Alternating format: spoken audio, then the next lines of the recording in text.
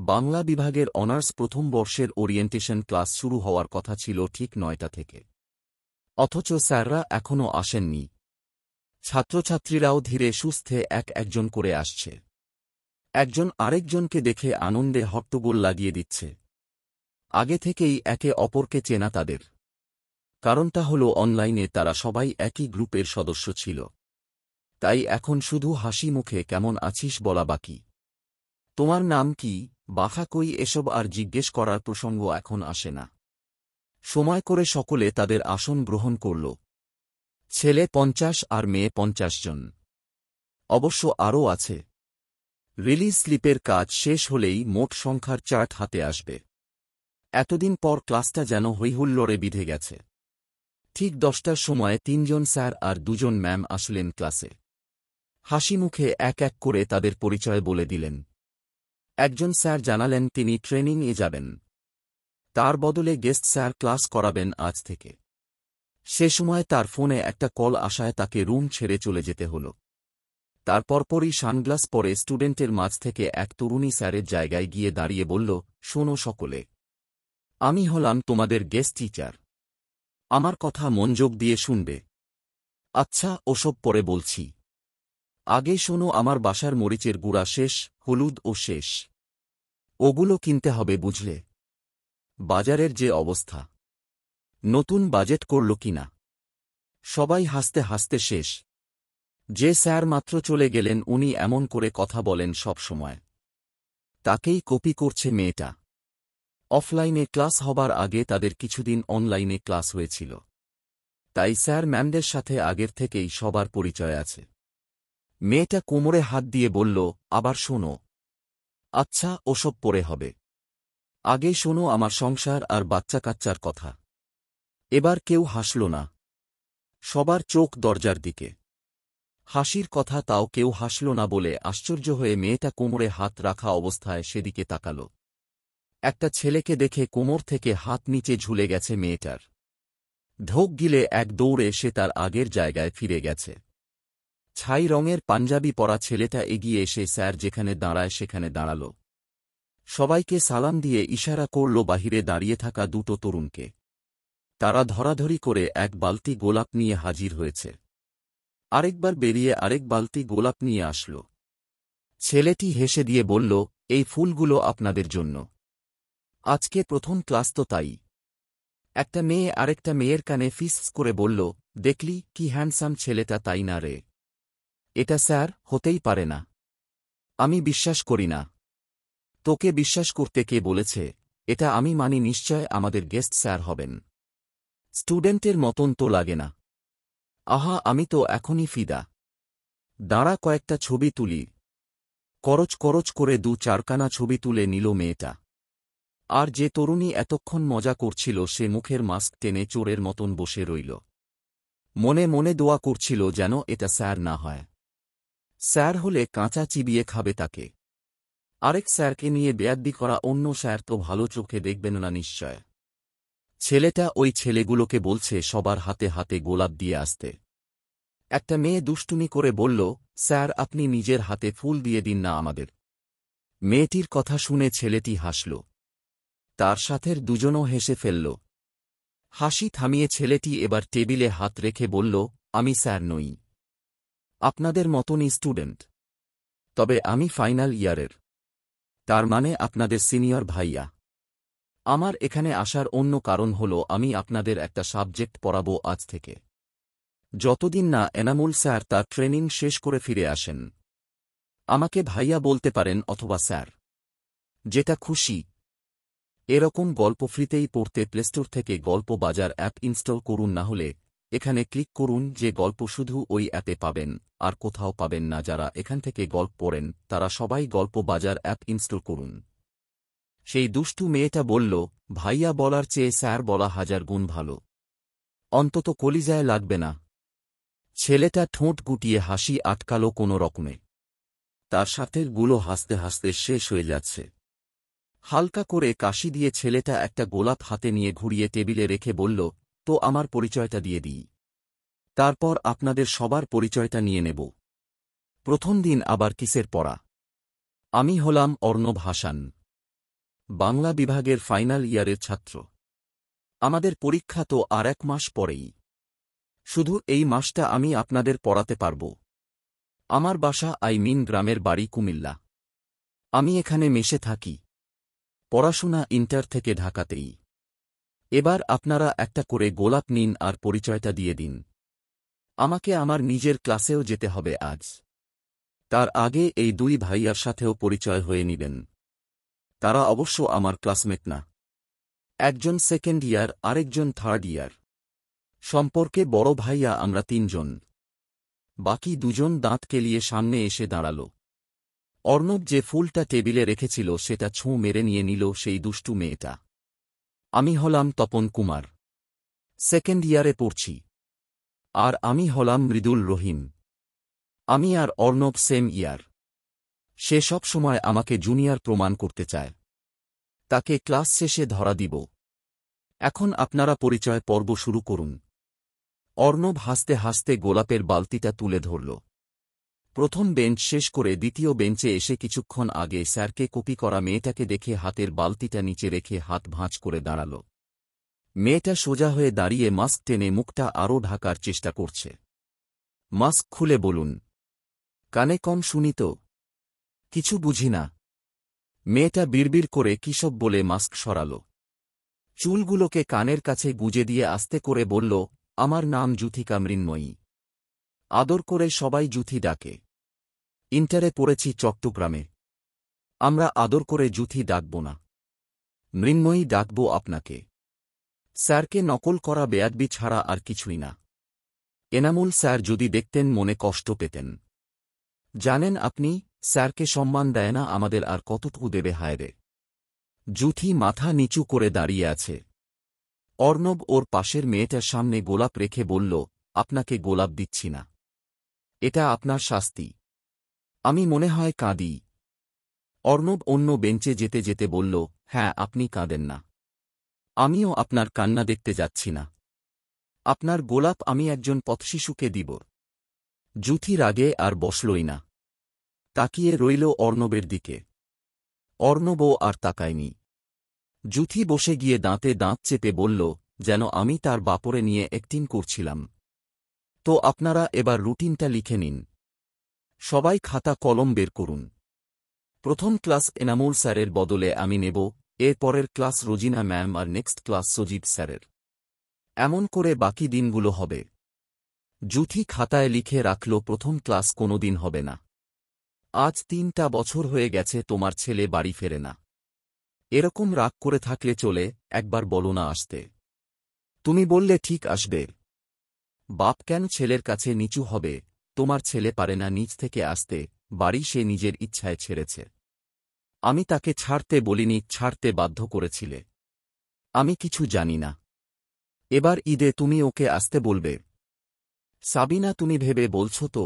আমি কিন্তু তোমার ছেলেকে আসতে বললে সে যেই আসে তবে সেই কথা আবারও উঠাবো যেটার কারণে সে 3টা বছর আগে বাড়ি ছেড়েছিল। আমার মেয়েটার বিয়েতে তো আর কোনো কিছু বাদ রাখনি। ইচ্ছামতো আনন্দ করেছিলে, তা ওরা যে বাড়ির মুরব্বিদের কত সুন্দর শাড়ি দিল সেটা দেখতে আসছ না কেন? আমি সকাল থেকে অপেক্ষার প্রহর গুনছিলাম কখন বুবু আসবে। তুমি আসছ না দেখে আমিই চলে এসেছি। 3টা শাড়ি এনেছি সঙ্গে করে। তোমার যেটা ভালো লাগে রেখে দাও। সানিমের আম্মা দিছেন এগুলো আমাকে।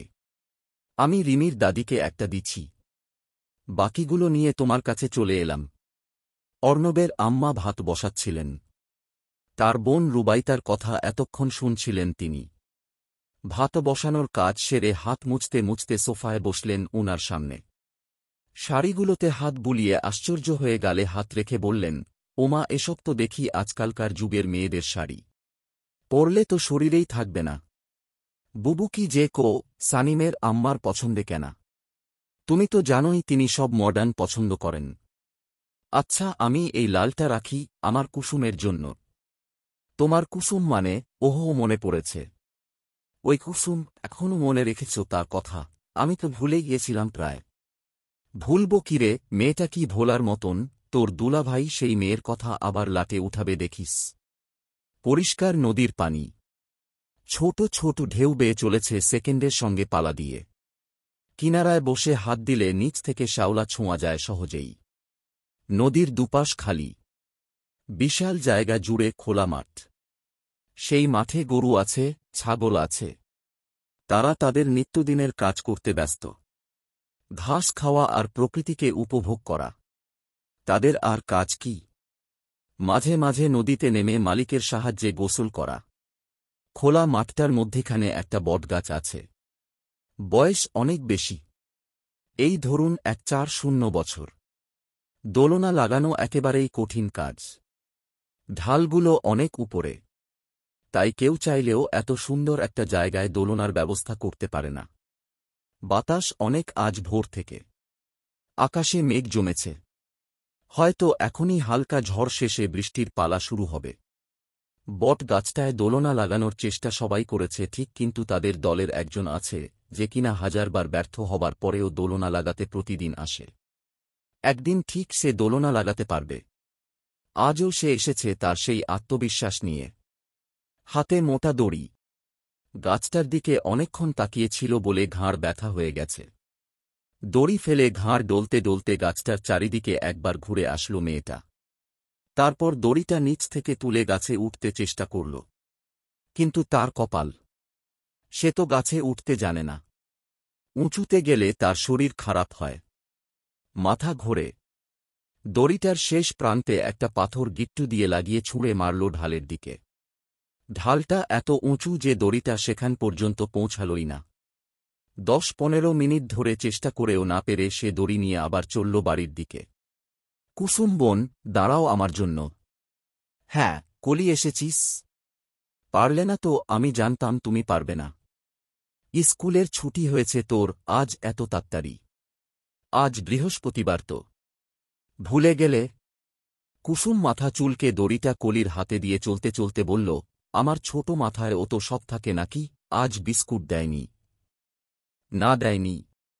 চলো না আমি সহ চেষ্টা করি। দোলনাটা যদি একবার লাগাতে পারি তাহলে কেল্লা পথে। না, আমি এতক্ষণ বহুত কষ্ট করেছি, পারিনি।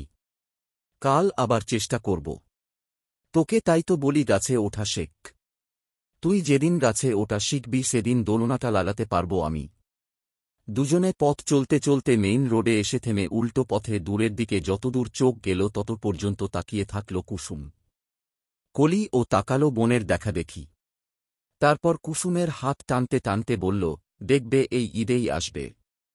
এরকম গল্প ফ্রিতেই পড়তে প্লেস্টোর থেকে গল্প বাজার অ্যাপ ইনস্টল করুন, না হলে এখানে ক্লিক করুন। যে গল্প শুধু ওই অ্যাপে পাবেন, আর কোথাও পাবেন না। যারা এখান থেকে গল্প পড়েন তারা সবাই গল্প বাজার অ্যাপ ইনস্টল করুন। প্রত্যেক বছর বলিস, কিন্তু আসে না তো। আচ্ছা একটা কথা বলতো কলি, সব সময় ঈদ আসলেই কেন বলিস যে উনি আসবেন? আমি শুনেছি, চাচি বলছিল, তিনি নাকি শুধু ঈদের সময় বাড়ি ফেরেন। অথচ কতগুলো ঈদ কেটে গেল, তাই না? আমার কিছু মনে থাকে না। আচ্ছা তার নাম কি ছিল যেন? হইছে, আর ফুটানি করতে হবে না। সব ভুলতে পারো, কিন্তু তার নাম তুমি ভুলতে পারবে না তা আমার জানা আছে। আম্মার কাছে বলবো তোমার এমন ফুটানির কথা। কুসুম জিভে কামড় দিয়ে দৌড় দিল।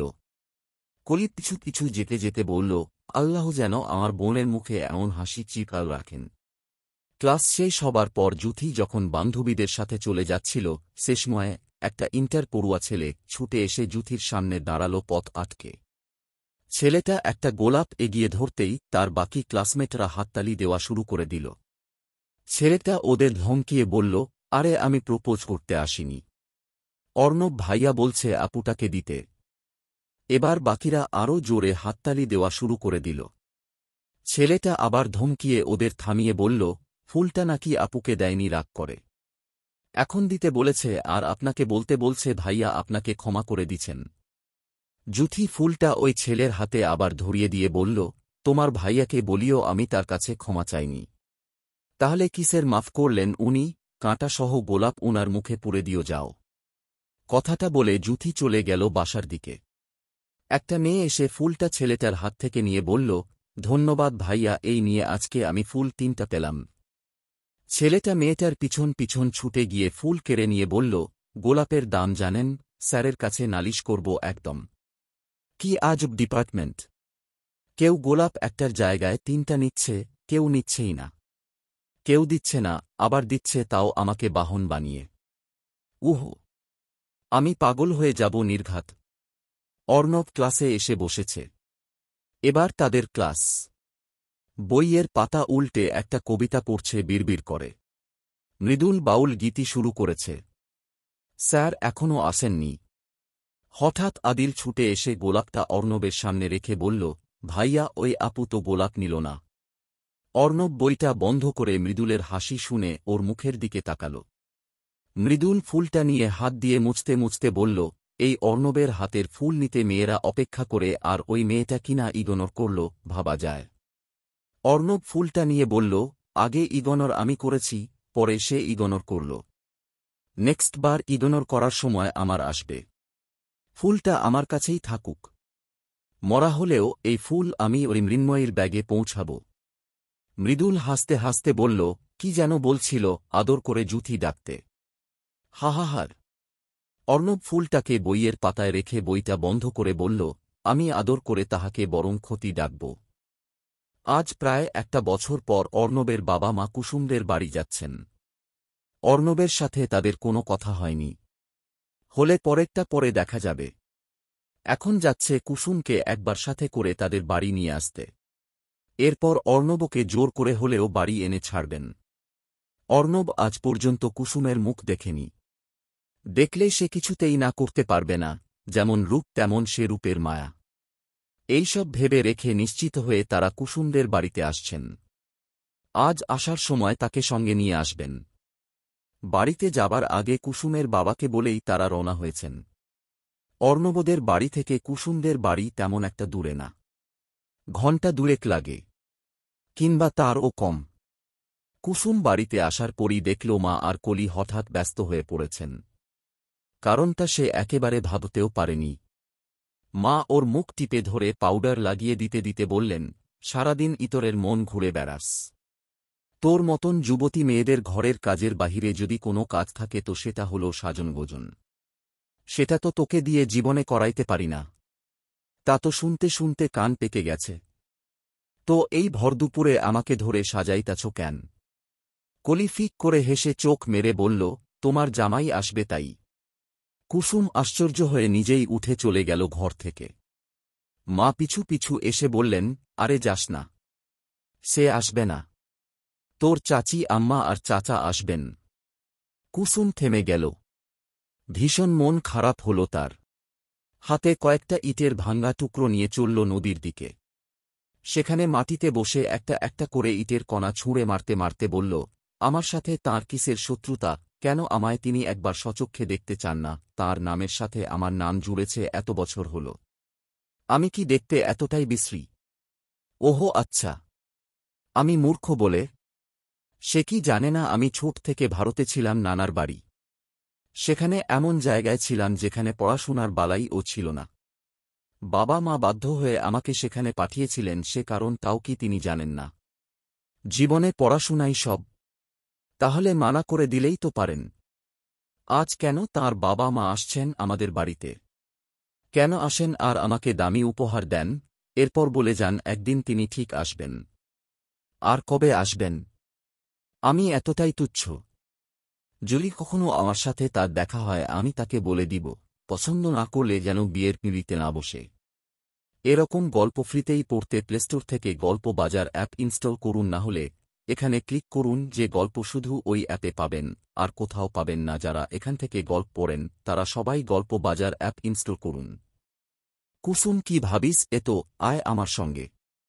তোর চাচি আম্মা এসে গেছেন। তোর জন্য কত কি এনেছে দেখবি, আয়। আম্মা কুসুমের হাত ধরে জোর করে নিয়ে গেলেন বাড়ির দিকে। কুসুম মন খারাপ করে তার সাথে চলল। অর্ণবের আম্মাকে দেখে সালাম দিয়ে তার পাশে ঘেঁষে দাঁড়াল সে। মেয়ের মুখে পাউডার লাগালেই হইব না পাপিয়া, কানের পেছনে কালো টিকাও লাগাইতে হবে। আমাদের কারোর নজর যেন না লাগে। পাপিয়া এসে কুসুমের হাত ধরে বলল, আপন মানুষের নজর লাগে না গো আপা। এই শাড়িটা আমি কুসুমের জন্য এনেছিলাম। অর্ণব এই ঈদে আসবেই। আর আমরা তো কুসুমকে সাথ করে। আপা শোনেন, একটা কথা বলি। অর্ণব সেই কোন বছর যে ঢাকা চলে গেছে। আর কি আসে নাই? আমার তো মনে হয় তার বিয়েতে কোনো মতো নাই। মতো থাকারও কথা না। আমার মেয়েটা ওর মতো শিক্ষিত না। শিক্ষিত কি বলছি, ও তো পড়ালেখাই জানে না। আপনার অমন ছেলে কি আমার এমন মেয়েকে বিয়ে করতে রাজি হওয়ার কথা? অর্ণবের বাবা নড়েচড়ে বসলেন। অর্ণবের মাকে কথা বলতে মানা করে তিনি বললেন, অর্ণবকে আমরা যা বলবো তাই শুনবে। আর আমার ইচ্ছা হয়েছে, আমি আমার ছোট ছেলের বউ করলে এই কুসুম মাকেই করব। অর্ণব আমার কথা ফেলতেই পারবে না। কুসুমের চেয়ে ভালো মেয়ে আমার অর্ণবের জন্য আমি পাব না। একমাত্র কুসুমই ওর মন জুগিয়ে চলতে পারবে। আর পড়াশোনা শিখতে কদিন লাগে?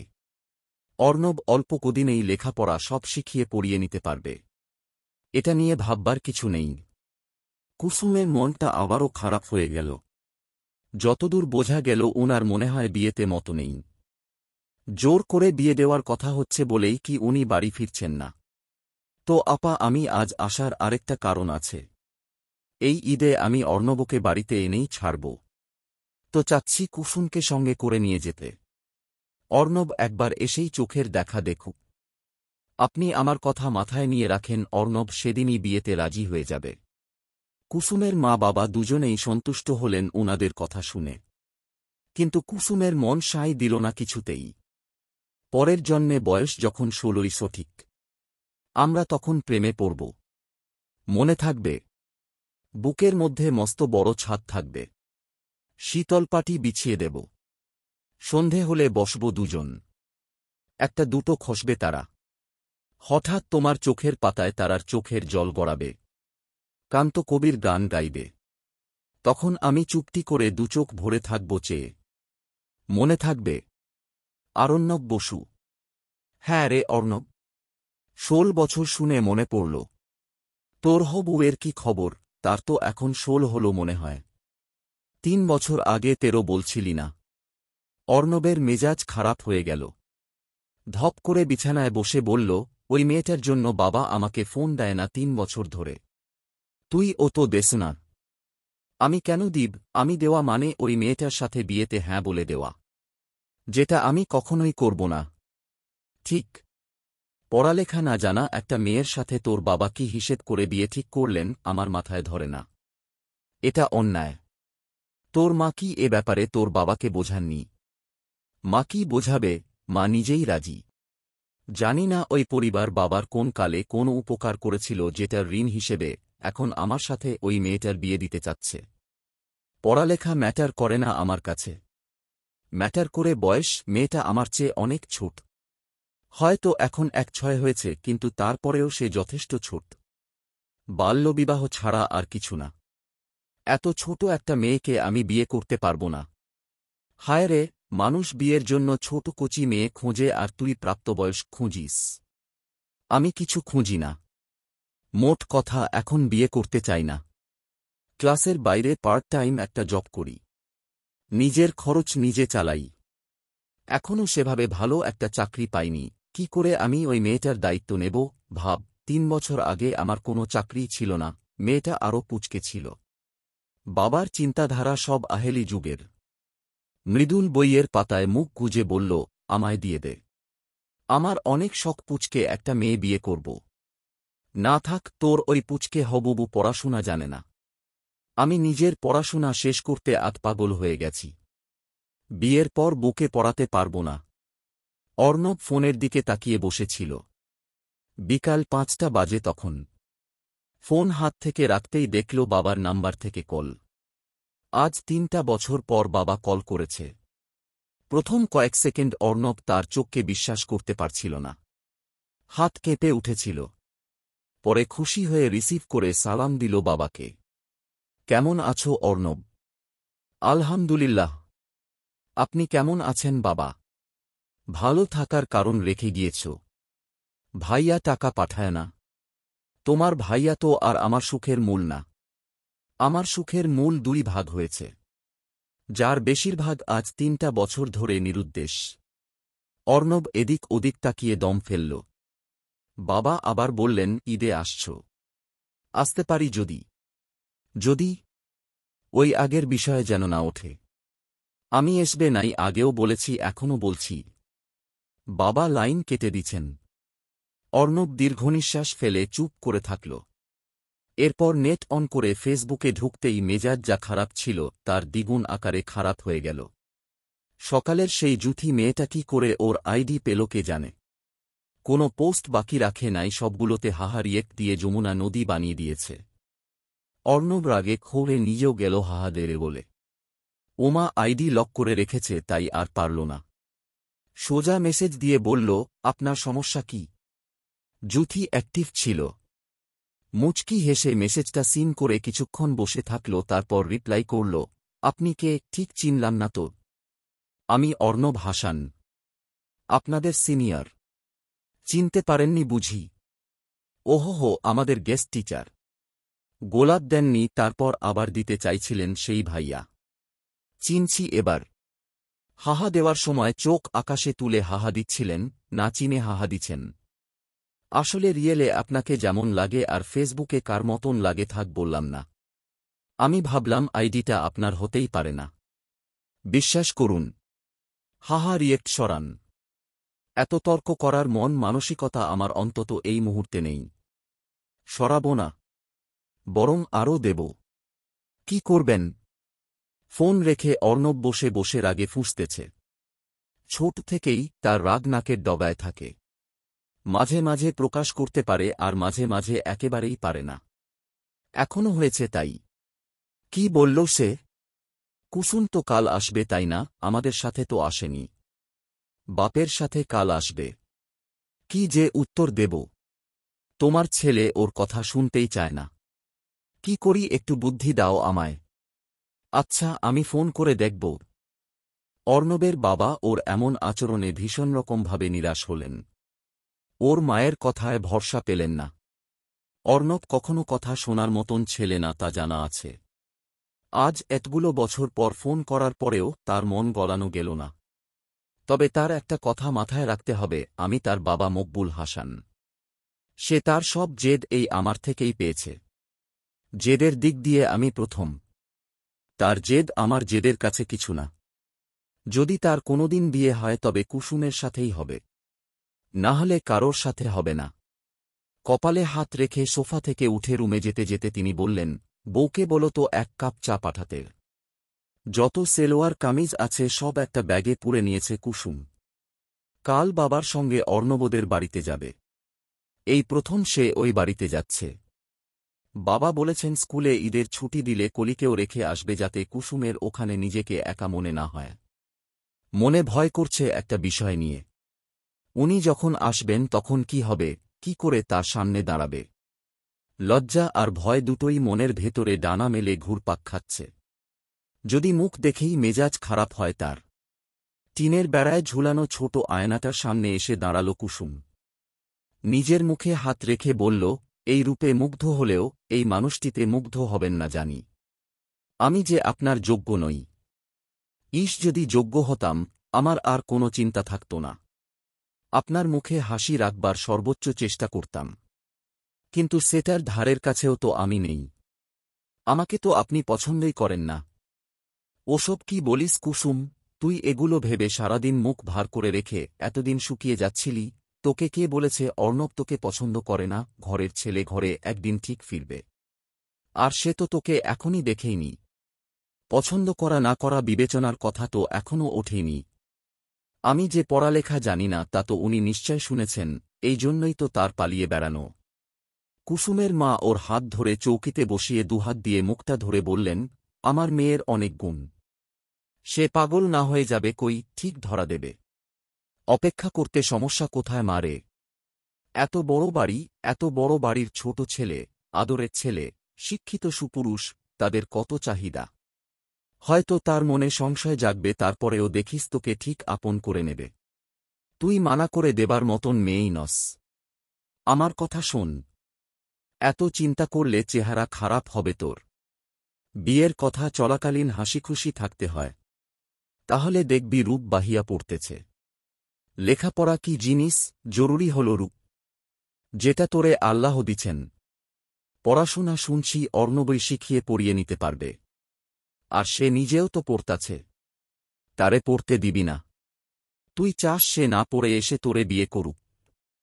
কুসুম জিভে কামড় দিয়ে বলল, না না, তা কেন চাইব? আমি চাই উনি পড়ুক, অন্তত আমার মতন যেন না হয়। অনেক পড়ুক, অনেক নাম হোক তার। এরকম গল্প ফ্রিতেই পড়তে প্লেস্টোর থেকে গল্প বাজার অ্যাপ ইনস্টল করুন, না হলে এখানে ক্লিক করুন। যে গল্প শুধু ওই অ্যাপে পাবেন, আর কোথাও পাবেন না। যারা এখান থেকে গল্প পড়েন তারা সবাই গল্প বাজার অ্যাপ ইনস্টল করুন। তাহলে এরকম মন খারাপ করে থাকলে তোর মন খারাপের জোর তো পোলাটাকে দূর থেকে টেনে নিয়ে আসবে গ্রামে। তোরে বিয়ে করলে সে কি আর তোরে ছাড়া একটা দিন ও থাকতে পারবে? পড়াশোনা সব তো ডুবাবে। কুসুম লজ্জা পেয়ে দুহাত দিয়ে মুখ ঢেকে ফেলল। মা ওর মাথায় হাত বুলাতে বুলাতে বললেন, শুনেছি অর্ণব একটু রাগী হলেও মনের দিক দিয়ে অনেক ভালো একটা ছেলে। তোকে যদি ধমক ও দেয়, দু চারখানা কথাও শোনায়, দিন শেষে এসে বুকে টেনে নিবে। আমার আর কোনো চিন্তা থাকবে না তোকে নিয়ে।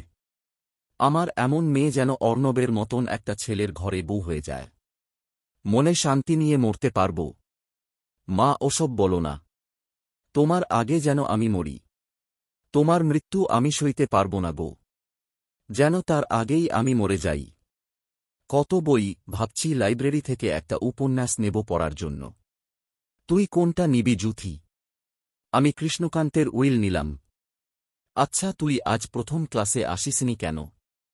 রিকশা পাচ্ছিলাম না, কি করব। ভালো করেছিস। এখন চল, না হলে আবার ক্লাস শুরু হয়ে যাবে। ক্লাসে এসে বসতেই কিছুক্ষণ পর অর্ণবকে ক্লাসে ঢুকতে দেখে জুথির মাথা হ্যাং হয়ে গেল। এটা কি করে হয়? প্রথম ক্লাস তো মিস দিয়েছিল এই অর্ণবের ভয়ে, তাহলে সেকেন্ড ক্লাসে তার আসার কারণ কি? নিজের কোথাও ভুল হয়েছে কিনা তা ভেবে রুটিনটা বের করে দেখল, ঠিকই তো আছে। এখন অন্য স্যারের ক্লাস। তাহলে এই লোকটা কেন? অর্ণব বই হাত থেকে টেবিলে রেখে বলল, স্যার অন্য ডিপার্টমেন্টে গেছেন। হয়তো আসতে দেরি হবে, যার কারণে ক্লাসটা তিনি করাতে পারবেন না। আমাকেই আসতে হল। জুথি মাস্ক টেনে মাথা নিচু করে বসল কোণার দিকে চেপে। অর্ণব বইতে চোখ বুলিয়ে পুরো ক্লাসে একবার চোখ বুলিয়ে নিতেই জুথিকে দেখতে পেল। প্রথম ক্লাসে জুথি আসেনি তা সে জানত। জুথিকে চেনার একটা অন্যতম উপায় হল ওর ডান ভ্রু ঘেঁষে একটা তিল আছে, যেটা কিনা স্পষ্ট নজরে পড়ে। ওকে দেখে চিনতে পেরে অর্ণব বই খুঁজে একটা অধ্যায় বের করে বলল, যে অধ্যায়টা পড়াচ্ছি তোমরা মনোযোগ সহকারে শুনবে। এটা থেকে কমন পড়ে অনেক। জুথি ফোন বের করে দেখছে। পুরো ক্লাসটায় ওই লোকটার উপর চোখ যেন না পড়ে, তার জন্য কিছুতে ব্যস্ত থাকতে হবে। পড়াতে পড়াতে অর্ণব বুঝতে পারল জুথি ফোন ঘাঁটছে। টেবিলে একটা থাবা দিয়ে বলল, ফোন নিয়ে যাব। জুথি চমকে ফোন লুকিয়ে তাকালো সামনে। অর্ণব একসাথে সবার দিকে তাকিয়ে বলল, যদি কেউ আমার ক্লাসে ফোন ঘাঁটো তবে তোমরা কত লাকি। আমাদের সময় ফোন আনলেও স্যারের কথা শুনতে হতো, আর তোমরা ক্লাসে বসেও ফোন দেখার সাহস করে থাকো। যুগে যুগে কত কি দেখব। জুথি আর চোখে তাকিয়ে ফোন ব্যাগে ঢুকিয়ে জানালা দিয়ে বাহিরের দিকে চেয়ে থাকল। পড়ানোর ফাঁকে ফাঁকেই অর্ণবের চোখ জুথির দিকে যাচ্ছিল, কারণ সবাই ওর দিকে মনোযোগ দিয়ে চেয়ে থাকলেও একমাত্র জুথি অন্যমনস্ক। বিষয়টা ভালো লাগছিল না একটুও। সে স্যার না বলে দাঁড় করিয়ে কথাও শোনাতে পারছে না। কি করে টাইপ দেওয়া যায় তাই ভাবছিল। হঠাৎ প্রিন্সিপাল স্যার এসে রুমে দাঁড়াতেই তিনি জুথিকে জানালা দিয়ে বাহিরে তাকিয়ে থাকতে দেখে ধমক একটা দিলেন। জুথি চমকে উঠে দাঁড়িয়ে পড়ল। তিনি এগিয়ে এসে বললেন, একটা কথা জানো তোমরা, ভার্সিটি লাইফে সিলেবাসের চেয়েও কাজে দেয় প্রতিটা ক্লাস।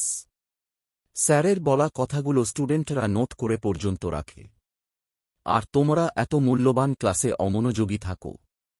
অর্ণব মিটমিট করে হাসছে। মনে মনে বলছে, স্যার আরও ভালো করে বকুন। প্রিন্সিপাল স্যার জুথির দিকে ফিরে বললেন, করিম ভাইয়ের মেয়ে তুমি। বেশি কিছু বললাম না, কিন্তু স্যারের মতন মেধা হয়তো তোমার মাঝে নেই। তোমার বাবা কোথাও বেড়াতে গেলেও হাতে বই নিয়ে যেতেন। তোমাকে আরও মনোযোগী হতে হবে। পড়াশোনার চিরবন্ধু হল এই মনোযোগ। এটা না থাকলে সারারাত বই নিয়ে বসে থাকলেও লাভ হবে না। অর্ণব দাঁত দিয়ে জিভ কামড়ে নড়ে দাঁড়াল। করিম স্যারকে সে চেনে। কলেজের টিচার উনি। এককালে তার কাছে সে প্রাইভেটও পড়েছিল। কিন্তু মনে পড়ছে না তার বাসায় তো কোনোদিন এই ক্ষতিকে দেখল না সে। তাহলে বাবার হাত ধরে এই প্রথমবার কুসুম অর্ণবদের বাড়িতে পা রেখেছে। শুরুতে যে সোফার রুম, সেখানে অর্ণবের মা আর ভাবি দাঁড়িয়েছিলেন। কুসুমকে মিষ্টি মুখ করিয়ে ভেতরে আনলেন তারা। কালো বোরকা পরে এসেছিল সে। কুসুমের বাবা সোফায় বসতেই ভাবি কুসুমের হাত ধরে নিয়ে গেলেন ভেতরের রুমের দিকে। একটা রুমে এনে বিছানায় বসিয়ে দিয়ে বললেন, তুমি বুঝি কুসুম মিনারপুরের? জি। জানো আমিও ওখানকার। কেমন আছো তুমি সেটা বলো আগে। কুসুম হাসি দিয়ে বলল, ভালো আছে। তারপর রুমটায় একবার চোখ বুলাল।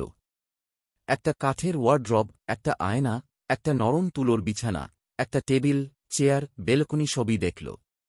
সবুজ রং করা রুমটায়। ওকে এভাবে দেখতে দেখে মিশু ভাবি বললেন, তুমি রুমটা দেখো, আমি একটু আসছি। 1 মিনিট। কেমন একটা জিনিস বানিয়েছি তোমার জন্য। ভাবি চলে যাবার পর কুসুম বোরকা খুলে বিছানায় রেখে মাথায় ওড়না দিয়ে আয়নার সামনে এসে দাঁড়াল।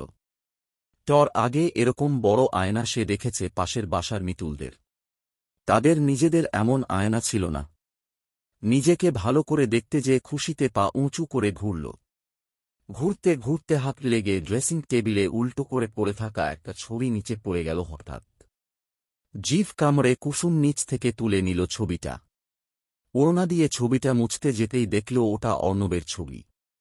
তবে সে জানত না ছবির এই ছেলেটাই অর্ণব। নীল টি শার্ট পরা, কক্সবাজারে পানি ছোঁয়ার সময় তোলা ছবিটা, চোখে সানগ্লাস। ছবিটা অনেকক্ষণ ধরে দেখল কুসুম। অর্ণব নাকি তার বড় ভাই সাগর ঠিক বুঝতে পারল না। মিশু চায়ের কাপ হাতে রুমে এসে বলল, ওটা কে বলো তো?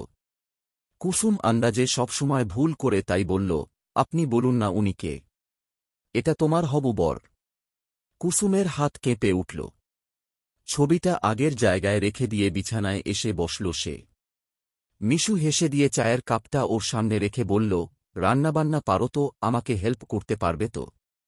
কুসুম মাথা নাড়াল। মিশু অর্ণবের ছবির দিকে তাকিয়ে বলল, তোমার ভাগ্য দারুণ। অর্ণব খুব ভালো একটা ছেলে। চেয়েও কুসুম কিছু বলতে পারল না। মনে তাকে নিয়ে অনেক কিছু জানার কৌতূহল। চায়ের কাপটা হাতে ধরে আর চোখে তাকানোর চেষ্টা করল সেই ছবিটার দিকে। ছবিটা আজ তার নিতেই হবে।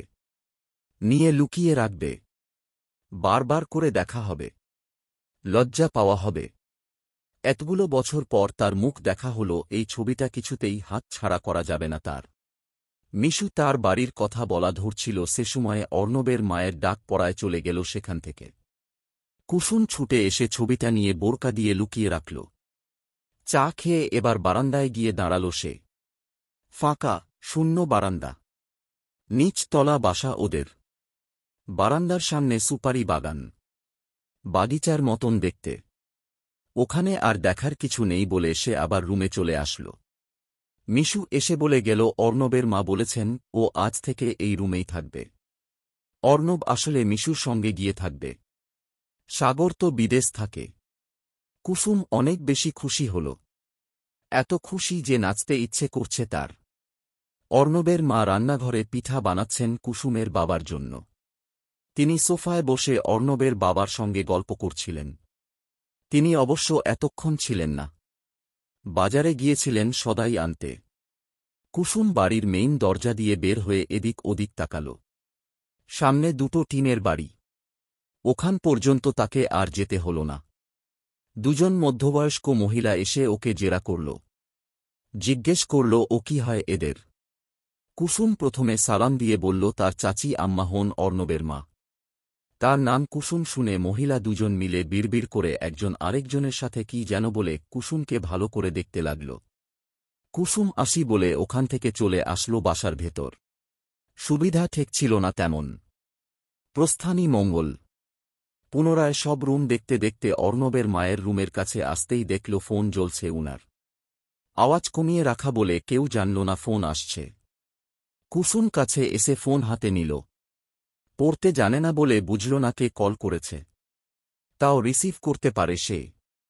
রিসিভ করে কানে ধরতেই ওপাশ থেকে অর্ণবের গলা শুনল। মা শোনো, বাবাকে বলবা আমার সঙ্গে যেন জোরাজুরি না করে। একদম এই ঈদেও আসব না বলে দিলাম। আমি জানি তুমি ফোন করেছিলে এটাই বলতে। তখন ক্লাসে ছিলাম বলে রিসিভ করতে পারিনি। বাবাকে পরিষ্কার করে বলে দিবা আমাকে যেন কোনো কিছুতে জোর না করে। হ্যালো, শুনছ তো? কুসুমের হাত কাঁপছে। কথা বলবে নাকি বলবে না তা ভাবতে গিয়ে সারা শরীর কাঁপছে ওর। অর্ণব হ্যালো হ্যালো বলেই যাচ্ছে। কে আপনি? কে বলছেন? আসসালামু আলাইকুম।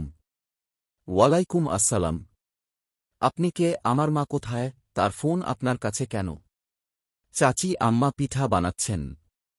ব্যস্ত, তাকে কি ফোনটা দেব? আগে বলুন আপনি কে। রাখি তাহলে। কুসুম ফোন রেখে এক দৌড় দিল। আর কথা বলার শক্তি তার নেই। যা বলেছে তাই অনেক।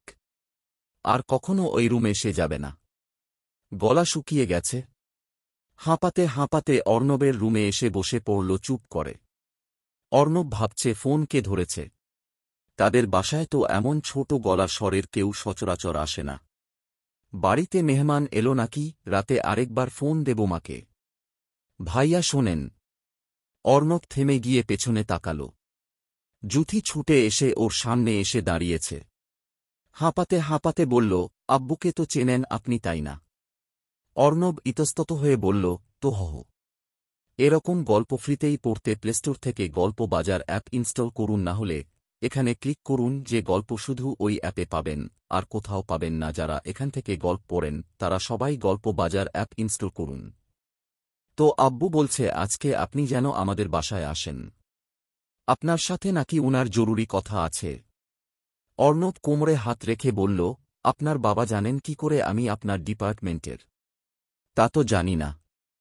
আমাকে হঠাৎ জিজ্ঞেস করল অর্ণব নামের চতুর্থ বর্ষের কাউকে চিনি কি না। তো আমি হ্যাঁ বলে দিলাম। এখন বলল আপনাকে বিকালে ইনভাইট করতে। বাসা চিনেন তো? অর্ণব মাথা নাড়িয়ে দাঁড়িয়ে থাকল। জুথিকে কেমন যেন সন্দেহ হচ্ছে, তাই চুপ করে রইল।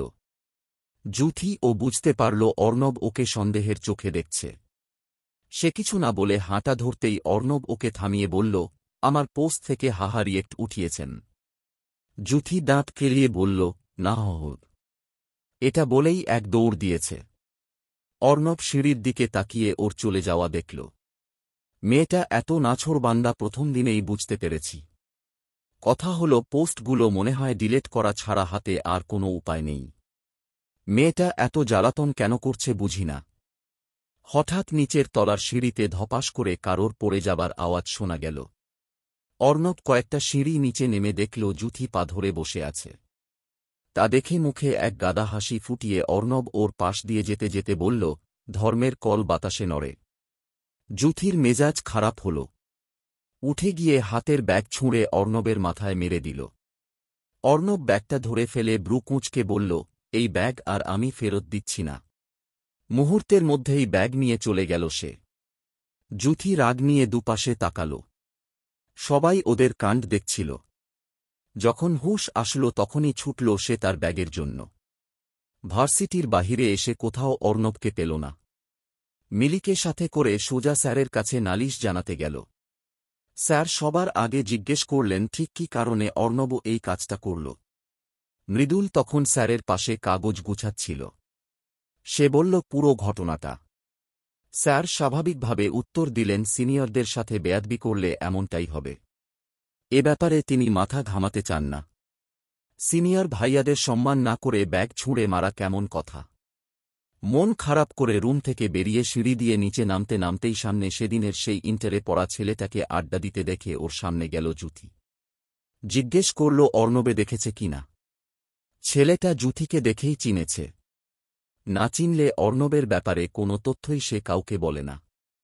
নিজের আপন বড় ভাইয়ার মতন দেখে অর্ণবকে সবসময়। সে বলল অর্ণব যেখানে থাকে সেখানেই গেছে। সিউরিটি দিল না।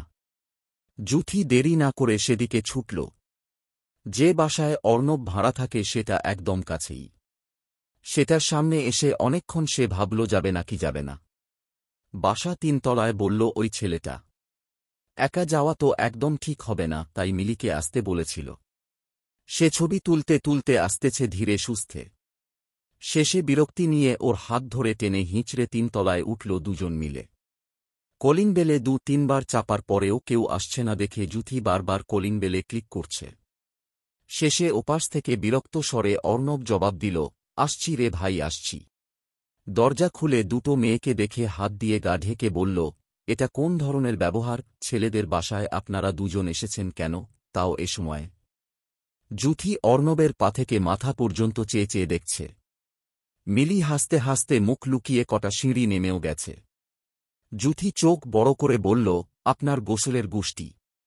আমার ব্যাগ ফেরত দেন বলছি, না হলে খুব খারাপ হবে।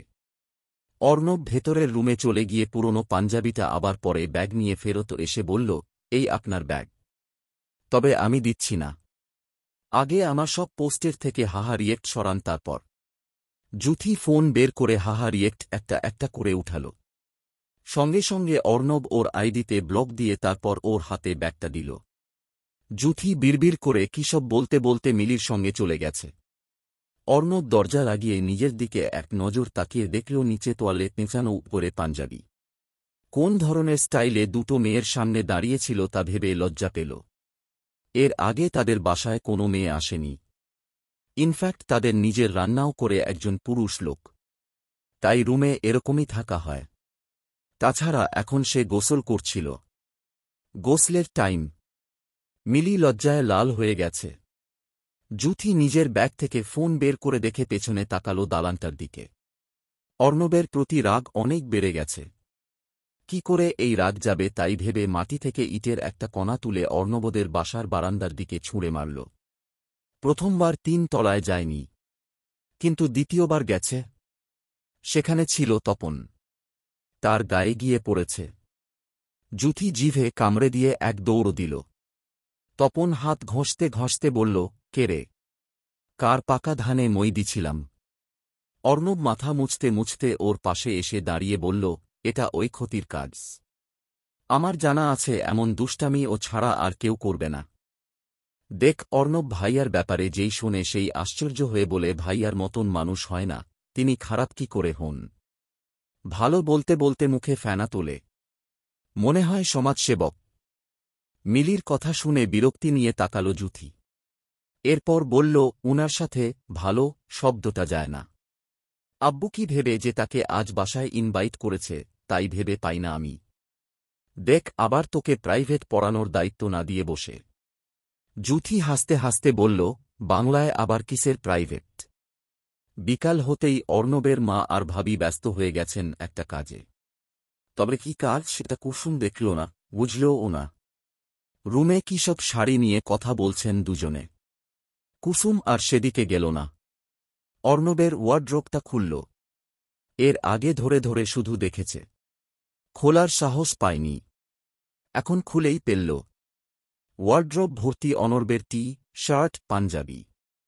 সবগুলো থেকে ভালো গন্ধ আসছে। অর্ণবের মা মনে হয় 3 বছর ধরে খুব যত্নে রেখেছিলেন এগুলোকে। একটা পাঞ্জাবি হাতে নিয়ে দরজাটা আটকে আসলো কুসুম। আয়নার সামনে দাঁড়িয়ে দাঁত কেলালো আগে, তারপর পাঞ্জাবিটা পরে নিজের বেনি নাকের উপর রেখে মোচ বানিয়ে বলল, কে তুমি? আমার মায়ের ফোন তোমার কাছে কেন? এটা বলে হেসে দিল। অর্ণব যদি এখন থাকত তাহলে কি হতো? আচ্ছা, তিনি এখন কি করছেন? পড়ছেন নাকি ঘুমোচ্ছেন?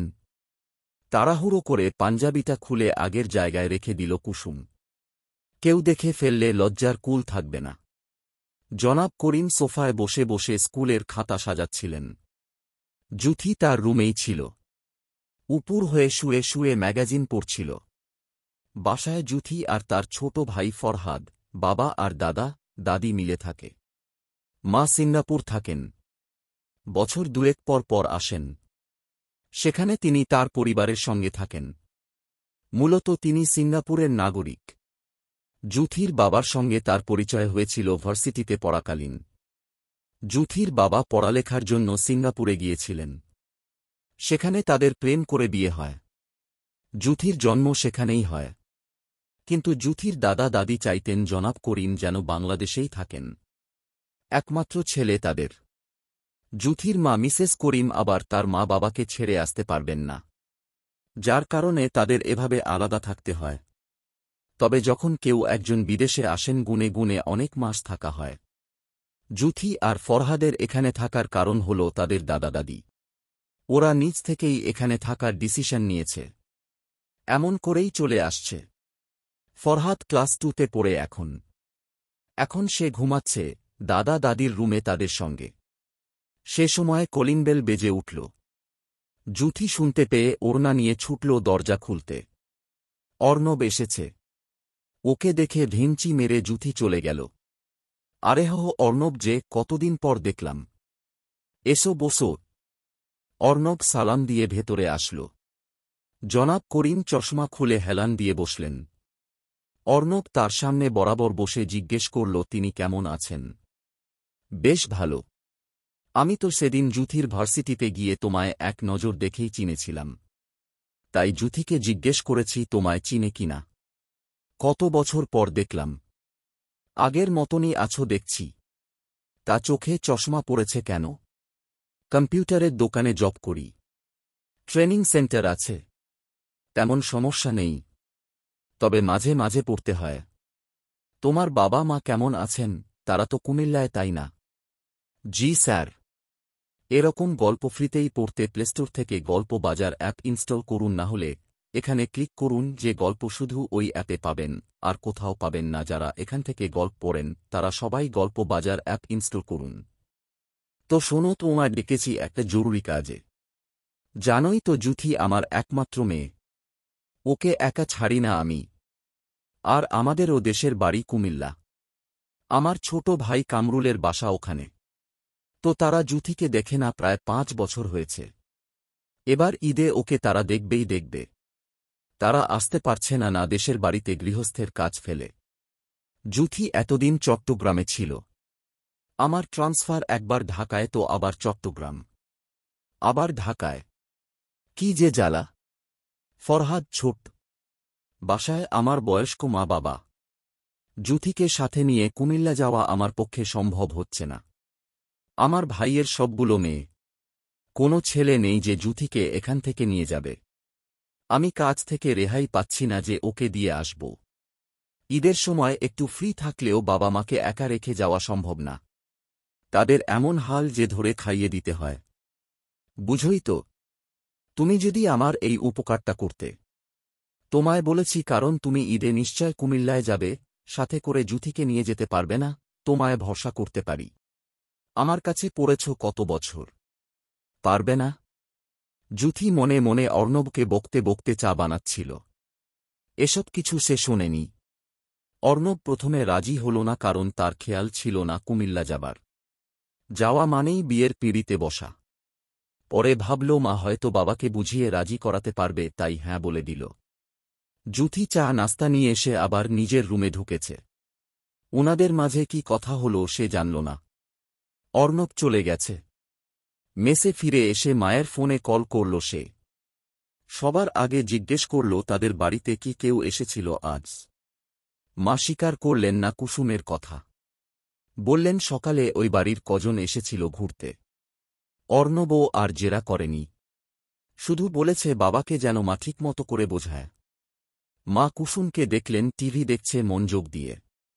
তিনি অর্ণবকে লাইনে রেখে কুসুমের কাছে গিয়ে বললেন, আমি এখন অর্ণবের সাথে তোমার কত বলিয়ে দিব। তুমি তোমার নাম বলিও না, কেমন?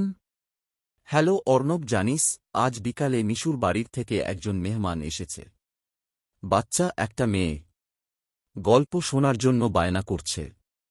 আমি আর তোর ভাবি পিঠা বানাচ্ছি। হাতে কত কাজ, আর সে গল্প শোনার জন্য পুরো বাড়ি মাথায় তুলছে।